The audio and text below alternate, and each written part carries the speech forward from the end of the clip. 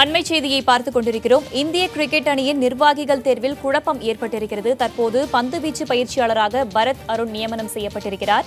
பந்துவீச்சு உதவி பயிற்சியாளராக சஞ்சய் பங்கர் நியமனம் செய்யப்பட்டிருக்கிறார். பந்துவீச்சு உதவி பயிற்சியாளராக சஞ்சய் பங்கரை நியமித்து இந்திய கிரிக்கெட் கட்டுப்பாட்டு வாரியம் அறிவிப்பு வெளியிட்டிருக்கிறது. தற்போது நமது தொலைபேசி இணைப்பில் கிரிக்கெட் விமர்சகர் திரு சுமன் ஸ்ரீராமன் இருக்கிறார். அவரிடம் இது குறித்து கேட்டறியலாம். வணக்கம் திரு சுமன். இப்ப இந்திய கிரிக்கெட் அணியின் நிர்வாகிகள் தேர்வில் குழப்பம் நீடித்து வருது. ஏற்கனவே ராகுல் டிராவிட், ஜாகிர் கான் நியமிக்கப்பட்டதா தகவல் வெளிவந்த நிலையில தற்போது மற்ற இருவர் நியமிக்கப்பட்டிருக்கிறாங்க. இந்த குழப்பத்துக்கான காரணம் என்னவா இருக்கும் நினைக்கிறீங்க?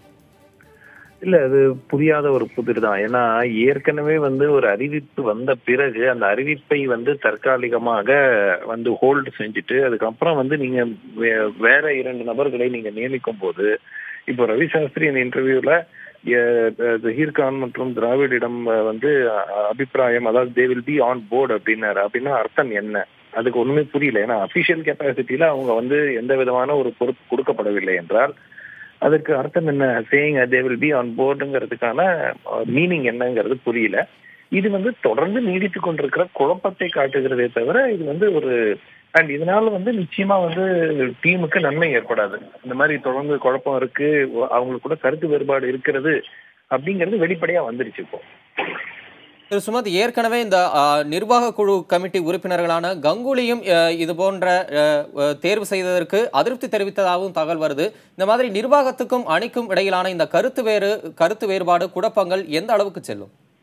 இல்ல, நிச்சயமா சில ராஜினாமாக்களை எதிர்பார்க்கலாம் அப்படிங்கறதுதான் என்னுடைய கருத்து. ஏன்னா யாராவது ஒருத்தர் உடைய தலைமையில ஃபுல் இயங்கணும்.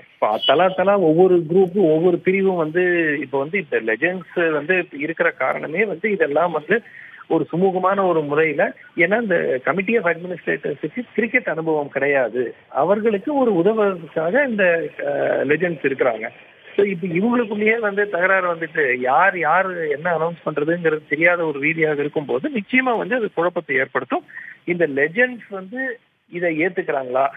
அவங்களுடைய சாய்ஸ் தானே ஜஹீர் கானும் திராவிடும். இப்ப அவங்க அந்த சாய்ஸ் இவங்க மாத்திருக்கிறாங்களே, இப்ப அவங்க ராஜினாமா பண்ணுவாங்களா பொறுத்துன்னு தான் பார்க்கணும். பட் என்னுடைய எதிர்பார்ப்பு ஏதேனும் ஓரிரு ராஜினாமாக்கள் வரலாம் என்று எதிர்பார்க்கிறேன். நன்றி திரு சுமந்த். தொலைபேசி வாயிலாக உங்களுடைய கருத்துக்களை பகிர்ந்து கொண்டமைக்கு நன்றி.